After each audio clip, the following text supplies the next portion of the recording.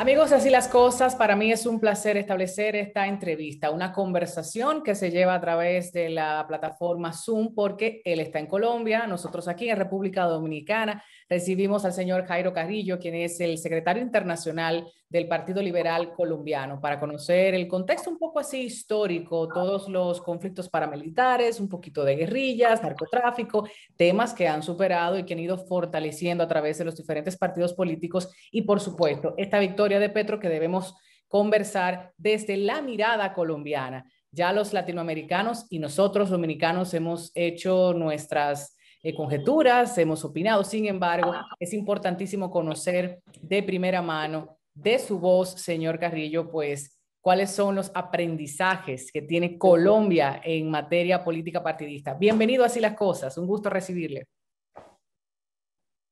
Hola, ¿cómo estás? Muchas gracias por la invitación, muy amables. Aquí desde la fría Bogotá, yo creo que fue uno de los días más fríos en la historia de Bogotá, pero aquí estamos atendiendo esta grata invitación.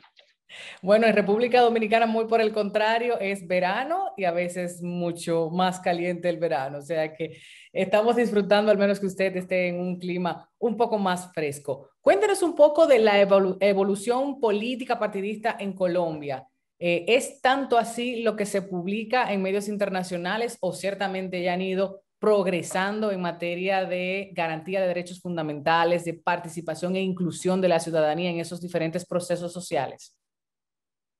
Yo creo que es un poquito más de lo que ustedes se enteran, porque aprendí que no existen las sorpresas y los sorprendidos. Y realmente aquí fuimos sorprendidos absolutamente todos con lo que sucedió, unos más que otros, por supuesto, los que estamos en el medio tenemos una información más adecuada, pero el común de la gente no esperaba estos cambios tan rotundos después de 200 años de democracia en el país, cuando dos fuerzas de esta naturaleza, una que es de la izquierda, que es la del señor presidente Petro, un hombre que hace 30 años estaba en la guerrilla, estaba en las armas, dejó la guerrilla, dejó las armas, como yo le decía a unos amigos mexicanos el día de ayer, desde hace 3 años no creo que haya usado ni un corta uñas. Un señor que le ganó la guerra a la guerra, y un hombre que ha estado en la democracia. Es una cosa diferente y sui generis a otras fuerzas insurgentes que han estado en el país. Y por el otro lado, el ingeniero Rodolfo Hernández, que para todos ha sido una sorpresa. Bueno, yo se lo dije a algunos amigos tuyos en diciembre, Rodolfo Hernández podría ser presidente de Colombia y nadie me creía. Entonces le decían, ese viejito, ¿qué podrá llegar a ser? Pues ese viejito casi es presidente de Colombia. Es un personaje sui generis, así como en todas partes y cada región de los países existen personalidades. Por ejemplo, aquí en Colombia están los pastusos, que se dice que no, que son como bobos, que son como, que hacen todos los chistes. Había una vez un pastuso, había igual los gallegos en España, había una vez un gallego, igual. Aquí son los santanderianos, pero los que son de carácter fuerte, recio. Entonces se le decía a uno, hay un chiste coloquial sobre las mujeres de Santander, y se dice que las mujeres de Santander no usan plancha para alisar la ropa.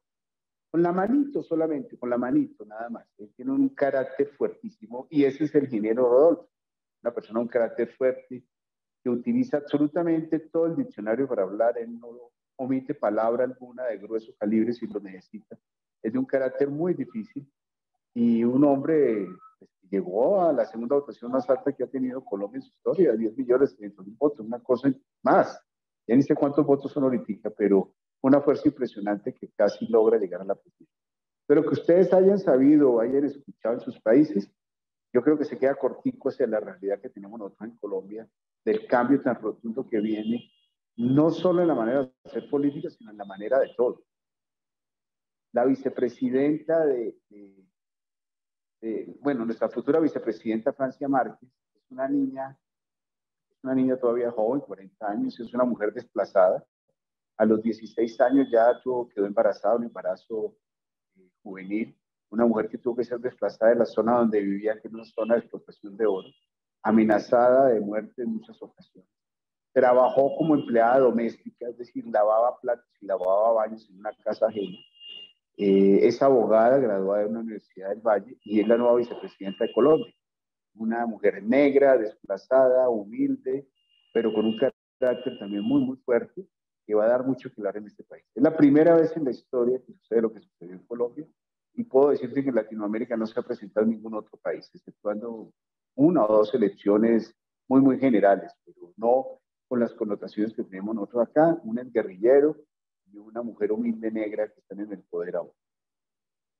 Son de esos cambios importantes que marcan un antes y un después en la política latinoamericana. Usted hablaba de las mujeres, en específico de una región particular, y hablaba de la nueva vicepresidenta de Colombia. Y nos hacemos la pregunta de si con ese mismo carácter fuerte la ciudadanía participa en los procesos electorales, si se involucra en las demandas, en las exigencias de derechos, si los jóvenes, las jóvenes están más involucrados en el cambio de las políticas públicas, en incidir, más allá de las redes sociales y de un activismo, como decimos, de teclado, de ir a la calle, de estar en el día a día, hombro a hombro, con las mujeres y hombres en los diferentes partidos. ¿Cómo se vive esta parte por allá? Es muy difícil. Por ejemplo, en las casas, realmente he dicho, diciéndolo en la casa particular mía, como dicen los mexicanos, en tu casa, no dejan hablar ni de política ni de religión. Y muchas de las casas en Colombia, como en Latinoamérica, dicen que eso no, en la mesa no se habla ni de política ni de religión. Y eso es un error, porque si no, tú no hablas de todos esos temas tan puntuales, tan esenciales en la vida cotidiana, pues es muy difícil que lo puedas manejar afuera. Si a eso le sumas tú el problema de la izquierda en Colombia, como lo decía yo la semana pasada en una reunión en Alcalá de Henares con los amigos del PSOE, donde les decía yo que ser de izquierda en Europa es muy diferente a decir que yo soy de izquierda en Latinoamérica y más en Colombia aún. El ser de izquierda en Colombia siempre ha sido connotado desde los años 20 y 30 como ser guerrillero, ser comunista. Es decir, hasta había uno de los grandes jerarcas de la iglesia en los años 20 y 30 en Colombia, decía que matar liberales no era pecado. Matar liberales y masones no era pecado. Entonces, ha habido un enfrentamiento muy fuerte de toda la sociedad hacia lo que se denomina izquierda. Y lo que generó toda esta violencia de los años 30, 40 en Colombia, las guerrillas de los 60. Recuerda que las guerrillas de las FARC se fundaron en 1964 y hasta hace 3, 4 años, o más, 5 años ya, se firmó un acuerdo de paz con el gobierno nacional. Pero ser de izquierda aquí siempre ha sido una connotación de ser mal vestido, de jeans, tenis rotos, de mochila, siempre ha sido una connotación diferente. Entonces, que haya aparecido una persona de la izquierda con estas connotaciones, como el presidente Petro, que realmente fue durante su época el Senado uno de los mejores senadores del país, ha cambiado eso. Pero tú decir que eres de izquierda es un poquito complicado aún en Colombia, está macartizado, está muy señalado. La participación entonces ha sido muy limitada en ese sentido por los errores que han cometido o se han cometido los partidos tradicionales. Desde los años, nosotros llevamos 200 años de democracia, una pseudo dictadura militar en el año 53 y como 40 guerras civiles llevamos nosotros en Colombia. Nosotros no hemos tenido dictaduras, no hemos tenido 40 guerras civiles y en los 70 y 80 tuvimos 14 grupos guerrilleros. Las FARC, el ELN, el EPL, el Titilamen, un sinnúmero de guerrillas de izquierda. Ese tema ha impedido que haya una participación más fuerte, como debe ser, de la mujer y de los jóvenes. Como cosa curiosa, el padrón electoral en Colombia es de 39 millones de votantes para las elecciones pasadas. Y sobre esos 39 millones de votantes, solamente votaron el 58%. Pero resulta que ese solamente 58% ha sido la votación más alta de la historia en Colombia en 30 años. Entonces no es que sea poquito, fue mucha la participación. La votación que logró superar el presidente Petro de la primera vuelta electoral a la segunda vuelta electoral fue de 2 millones de votos, mayoría votos de personas jóvenes. Hasta ahora donde las mujeres y los jóvenes están participando de manera más activa. Las mujeres, por ejemplo, hay una participación mucho más fuerte en la representación en la Cámara y el Senado de la República. Pero un aumento de la participación como del 40-50%, no recuerdo la cifra actualmente, pero ha sido una presencia mucho más fuerte. A pesar de que existe la ley del 50%, que es una ley de especie cremallera, que tiene que ir un hombre o una mujer en las listas, porque aquí puede haber listas abiertas y cerradas en ese sentido. La participación de la mujer ha sido muy, muy buena. Tenemos 2 mujeres vicepresidentas, candidatas a la vicepresidenta, que fueron la que ganó Francia Márquez, y Marlene, que fue la que quedó de segunda, que era la vicepresidenta del ingeniero Rodolfo Hernández, que adicionalmente también viene de herencia, de ascendencia negra.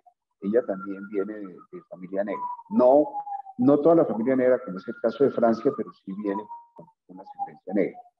Dos mujeres en el poder, dos mujeres de esas características, es muy, muy valioso para Colombia y para Latinoamérica completa. Yo sé que toda Latinoamérica nos estuvo pendiente de nosotros, nosotros fuimos testigos de manera directa del interés de todos los amigos, particulares, familiares, periodistas como ustedes, medios de prensa, todo el mundo pendiente de lo que pasaba en Colombia porque fue algo inédito.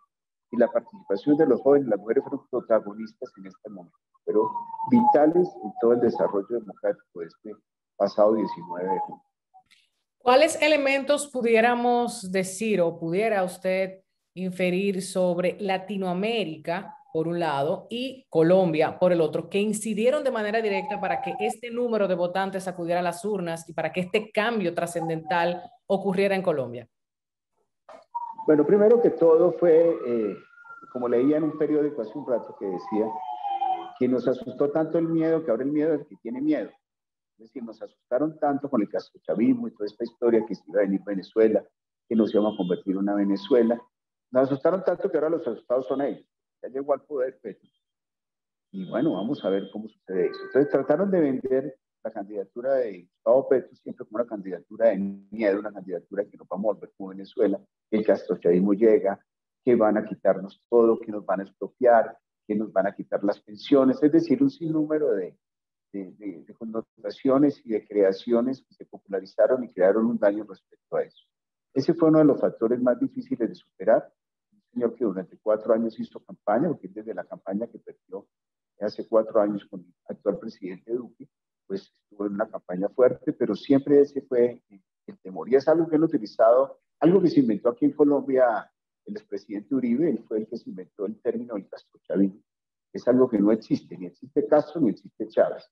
El castrochavismo existe por otras connotaciones ideológicas, podemos llamarlo así, pero no en la connotación que se tiene ahora en Latinoamérica.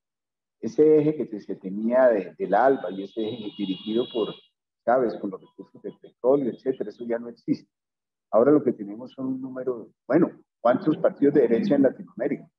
Solamente quedan partidos de derecha realmente, puede ser Bukele, centro derecha, Paraguay, Uruguay, bueno, y Brasil, pero Brasil, Bolsonaro pierde las elecciones probablemente con Lula ahora en los próximos meses, entonces solamente quedarían de derecha aquí esos dos países. De resto, son países con gobiernos dirigidos por personas de centro izquierdas, personas progresistas y otras connotaciones. Es ese eje que se va a conformar alrededor de lo que son Boric en Chile, lo que es Lula en Brasil, lo que es Petro en Colombia, va a dar mucho que decir. Y por ende se tienen muchas expectativas con relación a eso. Quiero comentarle, en República Dominicana se ha criticado en los últimos 4, 6, 8 años que los partidos políticos no tienen una visión clara y que se han mezclado en sus quehaceres y también en la forma en que se proyectan hacia el electorado. ¿Cuáles son los temas en los que ustedes, en su partido político, convergen, se unen, tienen similitudes con los demás aliados? ¿Y cuáles son aquellos fuertes de diferencias que pueden probablemente crear algún conflicto futuro al momento de gobernar? Hay que hacer claridad en lo que es un partido político y un movimiento político. A la gente le han vendido acá que todos son partidos políticos. Eso no es cierto. Esa era una crítica que hacía yo hace un año cuando fui jefe de misión en Perú de una observación electoral, donde le decían a uno que el partido político es fulanito. El partido, no, eso no es un partido político, es un movimiento. Son movimientos liderados por una coyuntura, liderados por una persona que supo leer un espacio, pero no son partidos. Partidos son las organizaciones políticas que están determinadas por una tesis política, por supuesto, y que tienen unas bases que son coordinadas por unas directivas, que tienen unos coordinadores municipales, coordinadores provinciales o estatales y una dirección nacional, tiene una secretaría de jóvenes, de mujeres, de campesinos, de obreros, etcétera. Eso realmente es un partido político. Los demás son movimientos de garaje, como dicen todos. Entonces, equiparar lo que es un partido político con los movimientos que están proliferando en Latinoamérica es muy fácil decirlo, pero es una situación que no se presenta. El error de los partidos políticos per se, porque los demás simplemente son movimientos que aparecen hoy y desaparecen a los 5 años, a los 10 años, o muchas veces en la misma semana en que se... La diferencia con los partidos políticos es la responsabilidad que tienen en la dirección y en la gobernanza de una nación. En el caso específico, el Partido Liberal Colombiano tuvieron muchas dificultades en esta ocasión para poder tener un candidato propio. El Partido Liberal Colombiano es el cuarto partido más antiguo del mundo. El Partido Liberal Colombiano fue fundado en abril de 1847. Tenemos 173 años de historia. Somos el cuarto partido, como te decía, el primer partido es el actual Partido Laborista Inglés de 1780, luego el Conservador, luego el Partido Demócrata de los Estados Unidos. Nosotros tenemos una trayectoria por la cual ha pasado todos los cambios que se han realizado en Colombia, la libertad de los negros, la libertad de conciencia, las 8 horas de trabajo, las vacaciones, todo lo que se ha hecho en Colombia en beneficio de los obreros, de los estudiantes, se ha logrado desde las bases del Partido Colombiano. Pero ahora ese Partido Liberal Colombiano, como los demás partidos latinoamericanos, tienen muchísimas dificultades en leer lo que los jóvenes quieren. Tienen muchísimas dificultades en identificarse con las mujeres. ¿Tú cómo le puedes decir a un muchacho? Yo puedo mandárselo esto a familiares o amigos, solicita la conversación tan amena que tenemos contigo. ¿Tú crees que cómo lo voy a convencer que esté en el tiempo suficiente de verme? Lo harán porque soy amigo, cosas de esas, pero es muy difícil que un joven lo lleves a una concentración de más de 20, 30 segundos en una pantalla. Llamar la atención de un joven es muy difícil. Entonces, exponer una tesis política, exponer un proyecto ante unos jóvenes que realmente leen las cosas de otra manera es muy difícil. Y no hemos podido en ninguno de los partidos políticos en Latinoamérica volver a encontrarnos con esas juventudes y esas mujeres y esos cambios generacionales y explicarles para dónde vamos, qué queremos y cómo lo queremos hacer. En cambio, el ingeniero Rodolfo Hernández, el viejito de los 77 años, triunfó por el TikTok. El rey del TikTok. Él se gastó, en proporción a lo que gastan ustedes en campañas en República Dominicana, se gastó solamente $800,000 en la campaña presidencial de la primera vuelta. Eso no es nada. Y para la segunda vuelta no sé cuáles fueron los gastos, pero yo creo que gastó menos porque no hubo publicidad, no hubo nada. Ellos eran de otro tipo. Un viejito de 77 años con la canción, papi, loco, reloco, papi. El tipo vendió ese TikTok como loco. Millones de personas del link de todos los jóvenes con él. El viejito fue el rey del TikTok y así se hizo promocionar, así logró sus votos, así casi es presidente de Colombia, simplemente comunicándole a los jóvenes una cosa muy sencilla, no robar, no estafar, no engañar. Apunta a TikTok. Él sí supo leerlo, tenía un grupo de muchachos, que eran como 14 muchachos de 25 años en promedio, que eran los que hacían todos sus TikTok, hacían todas sus presentaciones en las redes, y así fue que él se promocionó. Lo supo hacer de alguna manera, o se lo encontraron, no sabemos cómo lo hizo, no, eso es para un estudio, eso es como cuando Barack Obama llegó al poder. También él sí se puede, la cosa como lo hizo él también ha dado para muchos estudios. Estoy seguro que esta campaña política del señor Rodolfo Hernández dará para muchos más estudios también, porque sin plata, sin salir a las calles, sin hacer manifestaciones en masa, logró más de 10 millones de votos. Eso es algo importante. Pero los demás partidos como tal, no hemos podido decirle a los jóvenes qué queremos, cómo lo queremos, para dónde vamos, qué les vendemos, qué oportunidades les damos. Ha sido muy complicado para los partidos. En este momento 2022, si nos circunscribimos allá casi iniciando el mes de julio, ¿cuáles serían los problemas estructurales que debe enfrentar este nuevo gobierno en Colombia? Escuché una entrevista con la vicepresidenta Francia Márquez hablar de que le interesaba el tema obvio por el cual ella proclama de la igualdad, equidad de derechos entre hombres y mujeres y también los cuidados. Los cuidados es un tema que ha sido bastante popular en los últimos años en Latinoamérica y qué bueno. ¿Cuáles serían esos que en Colombia todavía presentan materias pendientes de derechos fundamentales, si nos vamos a educación, alimentación o seguridad alimentaria, el tema de vivienda, de inseguridad ciudadana? ¿Cuáles son los que actualmente ustedes están enfrentando? En este momento el problema más grave que tenemos nosotros y el que genera todos los demás problemas es la corrupción. Aquí el tema de la corrupción, el robo del programa de alimentación escolar de los niños, el robo cuando se hacen construcciones o carreteras y demás, es una cosa inaudita. Este es uno de los temas a corregir básicos. Hay un tema lamentable y no es culpa no de nosotros, de Colombia solamente. La culpa la tienen, con todo respeto, todos ustedes, los demás países también. Y es el tema del tráfico de drogas. El tema del tráfico de drogas y la incidencia que tiene en Colombia es una cosa muy delicada. Es una cosa que es muy difícil de llevar porque todo el mundo participa. La gente cree que es que Colombia es que se produce la droga y la culpa es de los colombianos. Resulta que no, la culpa es de todos. ¿Por qué? Porque si no existieran consumidores, pues no habría quien pagar. Como hay quien pague, pues se produce. Pero para que se produzca no es que se dé la mate coca y sale la cocaína, no. Hay que procesarla, es meterle químicos. Y Colombia no produce los químicos. ¿Quién produce los químicos? Se producen en Holanda, en Estados Unidos, en Canadá. Entonces, ¿cómo llegan los químicos acá? ¿De quién es la culpa? ¿De los países desarrollados que dejan salir los insumos químicos para Colombia? ¿O es en Colombia los que tenemos la culpa? ¿Quién es el que paga?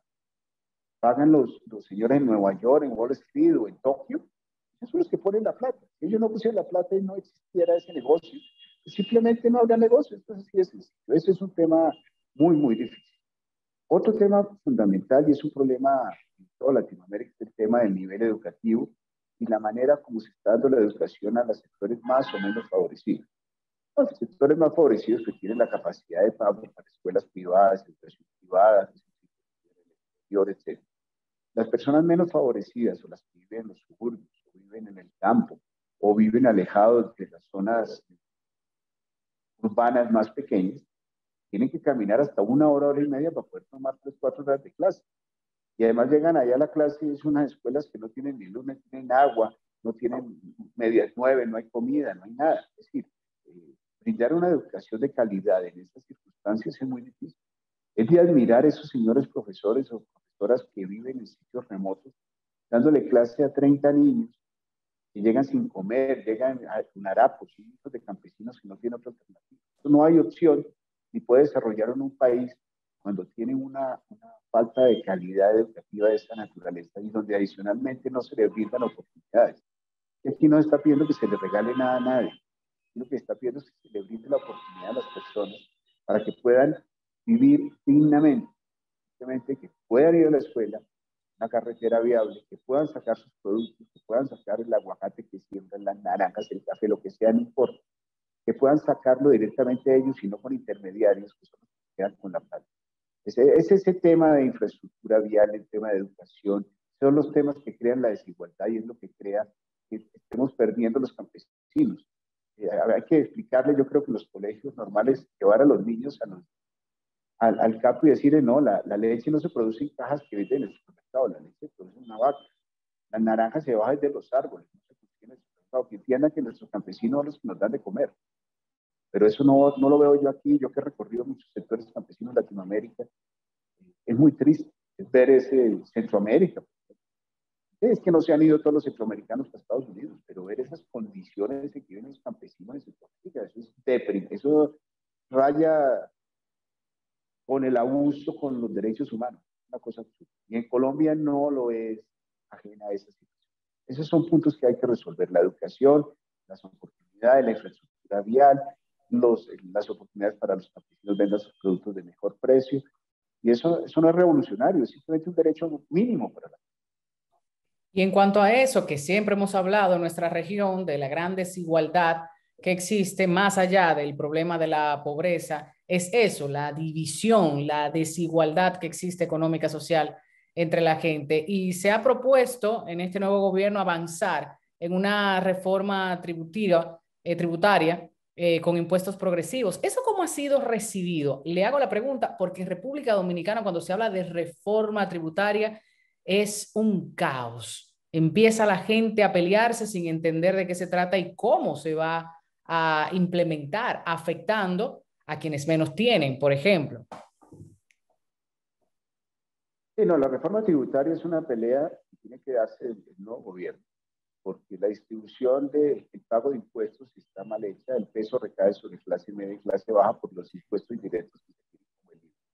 Pero las personas que son más ricas en este país, que según estiman los expertos en el tema del nuevo gobierno, hablan de 4.000 multimillonarios en Colombia 40.000 mucho más ricos, pero realmente ellos no pagan los impuestos, ellos no pagan los impuestos que deberían ser proporcionales a la plata que reciben, porque ellos sí tienen los abogados y los contadores que les permiten cómo diluir sus ingresos. Una persona de clase media que paga el impuesto predial sobre su casa, sobre su carro y demás, no tiene manera de diluir los impuestos, paga lo que le toca y no más. Es decir, hay una distribución inequitativa del peso de soportar la economía del país. Eso tiene que equilibrarse de alguna manera. Lamentablemente aquí tenemos la experiencia de hace un año, cuando el gobierno actual decidió hacer una reforma fiscal de 15 billones de pesos. No sé en dólares cuántos millones de dólares sea eso, pero esa mala decisión que tomó el gobierno en medio de la pandemia de gravar los impuestos, gravar la leche, los huevos, grabar los sueldos, etcétera. Pues, bueno, dicho, era una carga tributaria, llevó a unas protestas de una manera que generaron violencia en Colombia en todos los sectores y más de 55 muertos que hubo en esas violencias. Ahora, el gobierno actual propone una reformita tributaria de 50 billones de pesos. Si hace un año no pudieron con 15, ¿cómo van a poder con 50 ahora? Eso nadie lo entiende cómo lo van a hacer. Dicen que van a quitar unas excepciones para las grandes empresas, que van a pagar más impuestos los que más tienen. Eso puede ser viable y es muy bonito decir, pero ¿cómo lo van a aplicar? Explicaba un experto economista esta mañana que ninguna reforma fiscal podría pasar más del 2% del Producto Interno Bruto. Pero 50 billones de pesos es una cifra absurda. Ninguna reforma en Colombia ha podido superar 4 o 5 billones. Esta va a ser 10 veces más. No sé cómo lo pretenden hacer. No lo veo. Yo de esto no lo sé, pero yo no lo veo viable tampoco. Señor Carrillo, en materia internacional, pudiéramos afirmar que es imposible no alentar el progreso, el desarrollo de cualquier nación sin la colaboración, ya sea el acompañamiento técnico, económico, solidario de muchos otros países, los que están cerca y los que están un poco más retirados. Anteriormente se podría decir que el uribismo tenía unas buenas relaciones con el norte y otros países, bueno, dadas las razones que sean. En este momento ya, por ejemplo, en el día de ayer, esta semana se vio que si se acerca o no Petro a los Estados Unidos por tales o cuales razones. Usted, como secretario internacional, ¿cómo evalúa las relaciones, las expectativas de Colombia frente a otras naciones y el devenir político internacional? Hay dos frentes importantísimos en Colombia que son con sus dos socios principales. El primer socio económico de Colombia se llama Estados Unidos. Nosotros dependemos de Estados Unidos en muchos factores, por incidencia política, por el intercambio comercial, por muchos factores y tenemos esa relación. Hay que tener en cuenta un pequeño detalle que es valiosísimo. Biden asumió el poder el año pasado y se demoró 7 meses para darle una llamada al actual presidente Duque. ¿Por qué? Porque el gobierno de Duque y su partido, lo que queda del Centro Democrático, decidió intervenir en las elecciones de Estados Unidos. Jamás Colombia había intervenido parcialmente sobre un partido y lo hicieron tanto el embajador de Colombia en Washington como muchos funcionarios del gobierno y muchos parlamentarios del gobierno apoyando al partido. Eso cayó muy mal en Estados Unidos. Biden no llamó ni se encontró después de muchos meses con el presidente Duque y por fin lo recibió, pero pasaron los meses. Aquí no. Aquí el día domingo 19 fue elegido Petro a las 4:40 de la tarde, se elegía el presidente. Día lunes, el secretario Blinken ya llamó a Petro y el día martes el presidente de los Estados Unidos llamó a Gustavo Petro a felicitar. Esto es inédito. Usted puede revisar, no tengo las estadísticas sobre otros presidentes electos en el mundo, ni siquiera en Latinoamérica, a los cuales el presidente de los Estados Unidos ha llamado. Yo no creo que se ha contado con nada. Eso es un detalle tremendamente importante. El otro punto es Venezuela. Y esa es una crítica que nos hacen a nosotros, tanto el Partido Liberal Colombiano como a otros partidos y movimientos. Nuestra cercanía o no, nuestra posición o no, nuestro alejamiento o no con Venezuela. Lo que pasa es que nosotros no tenemos sino 2.200 kilómetros de frontera con Venezuela. Es una frontera de por vida. Jamás podrá eliminarse esa frontera. esa hermandad jamás la podemos perder, no se puede cerrar, ni siquiera colocando un muro de contención. Tenemos nosotros no sé cuántas decenas de pasos fronterizos. Tenemos la frontera entre Táchira en Venezuela y Santander en Colombia, que es la frontera viva más importante de Latinoamérica. Tenemos 3 millones de colombianos o más viviendo en Venezuela. Llegaron a vivir 5 millones de colombianos en Venezuela. En este momento teníamos o tenemos, no sé, más de 2 millones de venezolanos viviendo en Colombia, de todas las condiciones, desde multimillonarios a gente muy humilde. En su gran mayoría, el 99.99% de la mejor calidad de personas. Pero ese es un problema para nosotros. Y a eso le sumamos que nuestro brillante presidente Duque decidió romper relaciones con Venezuela. Pero además de romper relaciones diplomáticas, cerró todos los consulados de las fronteras. ¿Cómo va uno a brindarle seguridad a los colombianos que viven en Venezuela? ¿Con qué derecho pueden ellos exigir pedir un pasaporte, una cédula, una copia de un registro civil para el trámite? No hay manera. Los 9 consulados de Colombia en Venezuela están cerrados. No hay manera de hacerlo. Aquí cogen a un preso, cogen a un ladrón en la calle y yo me llamo Pedro Pérez. ¿De dónde usted? No, aquí de la esquina de Bogotá. No, no estoy venezolano. Ah, no, yo no es venezolano. Pruébeme lo contrario. No hay manera de que le tomen las huellas a este señor y las manden a Venezuela, que constate allá la policía si el señor es venezolano o no, porque no hay relación. Eso es absurdo. Eso ni siquiera en la guerra y la invasión de Rusia a Ucrania, esa violenta invasión, hasta ellos tienen diálogo y tienen relaciones. Aquí no. Aquí decidió Duque que no podíamos tener relaciones. Y están escandalizados. El presidente Petro decidió abrir las fronteras y decidió que tuviéramos un comercio normal, gradual. Eso no es que va a abrir y va, no. Una cosa paulatina y una cosa estudiada para poder lograr algo razonable con Venezuela, para que esos 2 millones de venezolanos puedan tener sus derechos. No tienen derecho a un pasaporte, no pueden, no dicho, mandar plata a Venezuela era un problema. Es absurdo, eso es absurdo. Ahora, si se abre la frontera, ese comercio se va a revitalizar de una manera impresionante. Es que nosotros antes íbamos a Venezuela a comprar hace 30 años. De hace 20 años para acá son los venezolanos que venían a Colombia a abastecerse de crema dental, de jabón, de comida, etcétera, todo. Y ahora no pueden. Tienen que pasarse por los pasos ilegales. Les cobran para pasar un caño, un río. Violan a las mujeres, los asaltan, los roban. Lo mínimo que tenemos nosotros es que pueda pasar la gente. ¿Cuántas decenas de niños del Táchira no estudian en Colombia? ¿Cuántas mujeres embarazadas que no tienen servicio sanitario en Venezuela pasan a Cúcuta a tener sus hijos? Es absurdo no tener una. Tanto el ingeniero Rodolfo Hernández como Petro en su campaña dijeron: si yo llego a presidente, abro relación. Con una cosita que no se olvidó decir. Esto está hablando con el presidente Maduro, que fue elegido y es reconocido por un sector de la población en Venezuela, pero fue elegido por otro. Duque hablaba con el supuesto presidente Guaidó, que era el que reconocían, según la publicidad política pagada aquí en Colombia, reconocido por 55 países del mundo. No era presidente, fue presidente de la Asamblea, pero ya no es presidente de la Asamblea, ya no es presidente. Lamentable, guste o no nos guste, queramos o no queramos, se llama Nicolás Maduro, así de sencillo. Y él está hablando con Nicolás Maduro.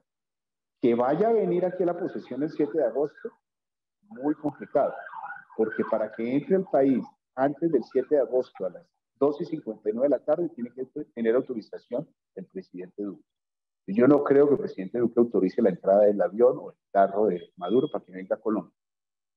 ¿A quién va a invitar Petro a su posesión? ¿A Ortega? ¿A los de Cuba? No sabemos. Al resto de Latinoamérica lo va a invitar, por supuesto, va a invitar al presidente de Estados Unidos. ¿Se sentarán en la misma línea Maduro y el presidente de Estados Unidos? Primero, no creo que dejen entrar a Maduro, pero eso va a dar mucho que hablar la primera semana de agosto en Latinoamérica, porque ya se lo dijo el presidente Petro, el presidente Biden. Las Américas somos solo una, podemos ser 3 Américas, somos solo una. Y en la próxima reunión, Encuentro las Américas, tienen que estar todos los países que somos. Ojalá así sea. Usted menciona los Estados Unidos, también me gustaría saber la relación o su visión con respecto al gigante asiático o Europa y ese conflicto que de una forma u otra nos afecta a todos en Latinoamérica. No podemos hablar solamente de cereal o de gas o de petróleo, también todo lo que se deriva de los altos costos y cómo la inflación está tocando tierras de toda Latinoamérica. La inflación no, ya la posible recesión en los Estados Unidos nos afectaría a todos. Es una sumatoria de los efectos de la pandemia y es una sumatoria dominó que ha sucedido no solo por eso, sino por China, por las dificultades de los... Primero, la dificultad de que la gente trabajara en China. No se producían muchas de las cosas que se requieren, por ejemplo, los chips para los computadores, para los carros, entonces redujo la producción de carros, luego la retención de los contenedores, no había quien transportara los contenedores, no había barcos para los contenedores, entonces eso empezó a debilitar la economía y ha llevado a que estemos a puertas de una recesión. A eso le sumamos el señor Putin, que decidió invadir de la manera más absurda, violenta y racional Ucrania por las razones que fueran. No es que Ucrania tenga toda la razón, Ucrania también se equivocó al decir que quería pertenecer a la OTAN. Si Ucrania no se pone en ese embeleco de ser de la OTAN, no habría pasado absolutamente nada en ese sentido, pero la reacción irracional de Putin de invadir de esa manera, atacar de esa manera a los civiles, ha sido algo que nos ha causado un daño a todos. ¿Por qué? Porque todos los recursos están enfocados en este momento. Sí, correcto. Estamos de regreso. Entonces te decía eso, que la producción de pan, por ejemplo, ahora los panes son más pequeños que en la panadería, sencillamente por eso, son más pequeños porque no están recibiendo el trigo que se necesita, no estamos recibiendo ni los insumos, ni muchos cereales y demás. Y volvemos al tema, si se suma a eso a la reducción de la producción industrial, en la amenaza de la recesión en Estados Unidos, estamos en una circunstancia muy difícil todos. Estamos interrelacionados absolutamente todos. Ese tema de la internacionalización y ese tema que nos lleva a esta interrelación dependiente de todos, es muy difícil, muy complicado. Entonces, ya para concluir, señor Jairo Carrillo, secretario internacional del Partido Liberal Colombiano, queremos saber desde República Dominicana, sinceramente, ¿cómo se puede contribuir desde nuestros países para un buen gobierno en Colombia, para una verdadera unión latinoamericana que anteponga los intereses de nuestra región a los demás y que hagamos entre nosotros, nosotras, una región fuerte, inclusiva, participativa en todos los aspectos económicos, sociales, políticos? Hay muchas personas han vendido la idea de que tenemos que tener una integración latinoamericana mucho más fuerte. Europa, que se pudo unir con sus decenas de problemas de guerras históricas de cientos de años, con decenas de idiomas. Nosotros que hablamos un solo idioma, lo único que nos diferencia es el acento, del resto no tenemos ninguna diferencia. No hemos podido lograr una unión fácil. Ha tratado de hablarse del Banco del Sur, que sea un banco único por todos los países, ha tratado de organizarse alrededor, fuera de la OEA, pero alrededor de sus intereses, organizarse en torno a la economía, en torno a la Alianza del Pacífico, política lleva solamente 4 países y otros observadores. Ha habido muchas intenciones. Pero si tú te miras una cosa, eso me lo explicaban hace unos años a mí en un curso de estrategia política que tomé. Las fronteras entre los países, y eso me pasó cuando conocí el río Masacre allá al norte de República Dominicana y Haití, en este puentecito. Un puentecito chiquitico, pasan 2 carros, pero pasan los negros en hombros a los blancos de lado a lado del río. Es más al sur del mundo. Pero si tú te das cuenta, no solamente ahí, sino en cualquier país de Latinoamérica, las fronteras no están unidas. ¿Por qué? Tienen unos puentes muy angostos. Por lo general, las fronteras están determinadas por ríos. Y son unos puentes muy angostos para que no pudiera pasar una invasión de un país al otro. Mientras nosotros no tenemos ni siquiera comunicación física directa entre nuestros países. La mal llamada, porque nunca se ha podido concluir, la autopista latinoamericana que se supone que tiene que ir desde Canadá hasta el sur de Chile, Antofagasta, no se ha podido terminar, porque el tapón del Darién no lo van a hacer. Es muy complicado. Si no hay una infraestructura siquiera vial, no podemos nosotros estar pidiendo que nos unamos, a pesar de que hablamos monolingües idiomas. Ese problema también se debió por la Guerra Fría. Después de los años 60, en el triunfo de la Revolución Cubana, pues a todo el mundo le dio miedo que sus países fuera guerrilla, si hubiera otra vez el comunismo y se subiera los Castro, etc.